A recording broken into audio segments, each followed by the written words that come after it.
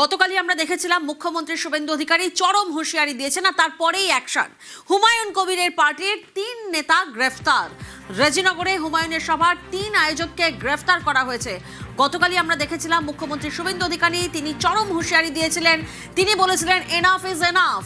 সেই চরম হুঁশিয়ারির পরই অ্যাকশন। হুমায়ুন কবিরের পার্টির 3 নেতাকে গ্রেফতার করা হয়েছে। প্রণব প্রতিনিধি আমাদের সঙ্গে রয়েছেন, সরাসরি প্রণবের থেকে একবার জানবো। প্রণব, যে 3 নেতাকে গ্রেফতার করা হয়েছে তাদের ভূমিকা কি, কোথা থেকে কিভাবে এই গ্রেফতারি? দেখো, গতকালই যে মুখ্যমন্ত্রী হুঁশিয়ারি দিয়েছিলেন তারপরে কিন্তু সক্রিয় হলো মুর্শিদাবাদ জেলার পুলিশ। হুমায়ুন কবিরের বিরুদ্ধে তোমার দুটো জায়গাতে রেজিনগর থানায় এবং শক্তিপুর থানাতে আলাদা করে এফআইআর হয়েছিল। তারপরে কিন্তু রেজিনগর থানার পুলিশ গোলাম মোস্তফা এবং আমিনুল হক নামে 2 আমজনতা পার্টির নেতাকে কিন্তু গ্রেপ্তার করে। এই গোলাম মোস্তফা সে কিন্তু হচ্ছে রেজিনগরের যে কাশীপুর এলাকাতে যে সভা হয়েছিল সেখানকার প্রধান উদ্যোক্তা এবং অঞ্চলের সভাপতি, এবং আমিনুল হচ্ছে ওই ব্লকের বেলডাঙ্গা 2 ব্লকের কিন্তু আমজনতা উন্নয়ন পার্টির অন্যতম নেতা। তাদের দুজনকে কিন্তু মধ্যরাত্রিতে বাড়ি থেকে কিন্তু গ্রেপ্তার করা হয়। অন্যদিকে আনিসুর রহমান যে শক্তিপুর, সেই শক্তিপুরেও সভা হয়েছিল 8ই মেতে, সেইখানেও কিন্তু সে তার প্রধান উদ্যোক্তা ছিল এই আনিসুর রহমান। এবং এই কিন্তু হচ্ছে বহরমপুর যে সাব ডিভিশন রয়েছে সেই সাব ডিভিশনের আমজনতা উন্নয়ন পার্টির সহসভাপতি।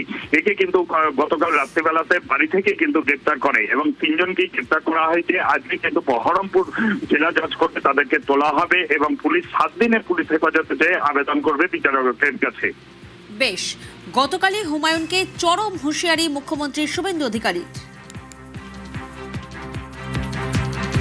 আমার মনে হয়েছে যে এনাফি জানা সময় এসেছে এই ধরনের লোককে সবক শেখানোর।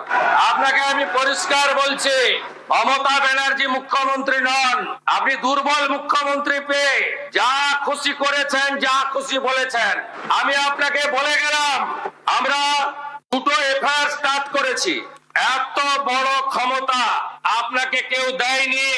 আর আমি 1 সপ্তাহ পরে মুর্শিদাবাদে যাচ্ছি।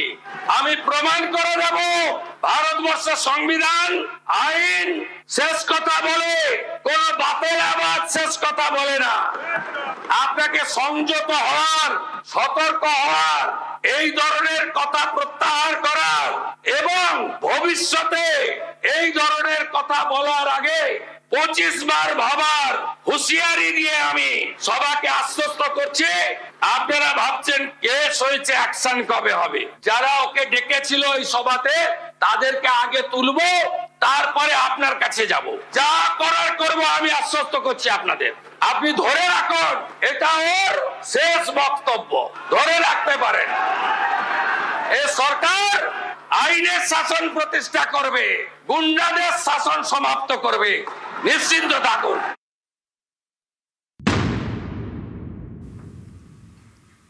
হুমায়ুনকে চরম হুঁশিয়ারি মুখ্যমন্ত্রীর। হুমায়ুনের উস্কানিমূলক মন্তব্যে বিতর্ক। হুমায়ুন বিতর্কের রেশ বিধানসভায়, লাগাম ছাড়া কথা বলতে দেব না, চরম হুঁশিয়ারি মুখ্যমন্ত্রী শুভেন্দু অধিকারীর। আপনি কেন করছেন রাজনৈতিক কারণটা আমি জানি। এজেন্ডা 2 ছিল। 1 এজেন্ডা ভরতপুর, রেজিনগর, নওদায় সব নির্বাচিত পঞ্চায়েত যে দলেরই হোক ভেঙে আপনার পার্টিতে নিয়ে যাওয়া। আপনি সেটা করতে পারছেন না। আর দ্বিতীয় হচ্ছে আপনি 2টো সিটে জিতেছেন, নিয়ম মেনে একটা রিজাইন করেছেন রেজিনগর। আগামী 2-3 মাসের মধ্যে উপনির্বাচন হবে, আপনি আপনার ছেলেকে জেতাতে চাইছেন। 72% মুসলিম আছে, মুসলিম ভোটকে কনসলিডেট করার জন্য আপনি এই খেলাটা খেলছেন। আপনি কান খুলে শুনে রাখুন, আপনাকে এইভাবে ধমক, হুমকি, বেপরোয়া, লাগাম ছাড়া কথা বলতে দেব না, দেব না, দেব না।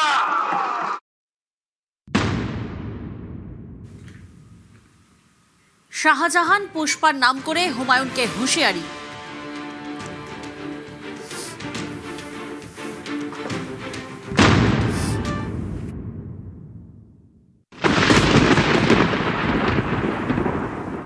সন্দেশখালীতে একজন ছিল, 2024 1 জানুয়ারি বলেছিল তৎকালীন বিরোধী দলনেতা এলে তার হাত কেটে পায়ে, পা কেটে হাতে লাগাবে আর চামড়া ছাড়িয়ে মেদিনীপুরে পাঠিয়ে দেবে।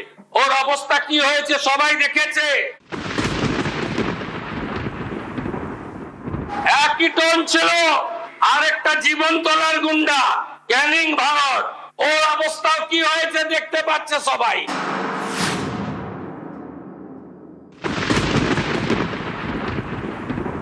আরেকটা পুষ্পা ঝুঁকে গায়নি, এমন ঝোঁকা ঝুঁকেছে খালি পায়ে ছোট প্যান্ট পরে কান ধরে উঠবস করতে করতে যাচ্ছে। আপনাকে আমি বলে গেলাম পুলিশ তার ব্যবস্থা নেবে। উস্কানিমূলক মন্তব্যের অভিযোগে আমজনতা উন্নয়ন পার্টির বিধায়ক হুমায়ুন কবিরকে হুঁশিয়ারি দিয়েছেন মুখ্যমন্ত্রী। মুখ্যমন্ত্রী গরম, হুমায়ুন নরম। আমি তো রাজ্য সরকারের বিরুদ্ধে কিছু বলিনি, আমি বিজেপির বিরুদ্ধে বলেছি। নবাগত বিজেপিরা আমাকে আক্রমণ করেছে, তা আমি রাজনৈতিকভাবে তাদের আক্রমণ করব। কার কাছে উনি ক্ষমা চাইতে বলছেন ক্লিয়ার বলুন, যদি সেটা ক্ষমা যোগ্য হয় নিশ্চয়ই জানো। এই ধরনের বক্তব্য আপনার শেষ বক্তব্য। তিনি বলতেই পারেন, তিনি বাংলার মুখ্যমন্ত্রী। আমার যে বাই ইলেকশন হবে সেখানে আমার প্রার্থীকে জিতাতে গিয়ে আমাকে কেউ ঢিল ছুড়লে আমি তাকে রসগোল্লা ছুড়ব না।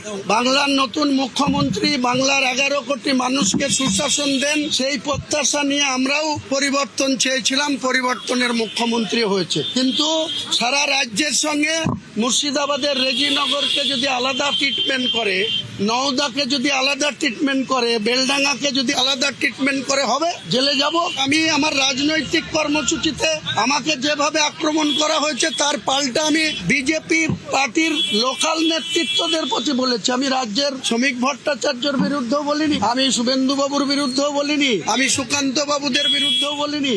আমি সেখানকার লোকাল নবাগত বিজেপি যারা 2026 সালের 4 মে দুপুর পর্যন্ত যারা তৃণমূলের গুন্ডা ছিল, তারা আজকে বিজেপির পতাকা ধরেছে, তারা আমাকে আক্রমণ করেছে। আমি তাদের বিরুদ্ধে বলেছি, আগামী দিনেও বলবো।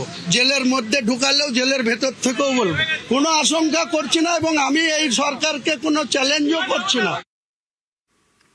হুমায়ুনকে নিশানা করেছেন আইএসএফ বিধায়ক নওশাদ সিদ্দিকী।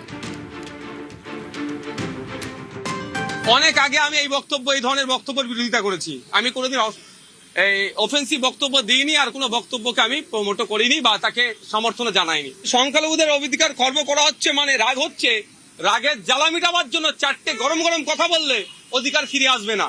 সায়েন্টিফিক ওয়েতে যেতে হবে, নির্দিষ্ট পরিকল্পনা করে এগোতে হবে। কোন জায়গা থেকে অধিকার কাটছে সেই অধিকারটা না কাটতে পারে তার জন্য অ্যান্টিডট কি আছে। 4টে গরম কথা বললে অধিকার ফিরে চলে আসবে না। তা মুসলমানদের কেন ঢুকাচ্ছেন? ওনার দলটা কি শুধু মুসলমানদের জন্য তৈরি হয়েছে?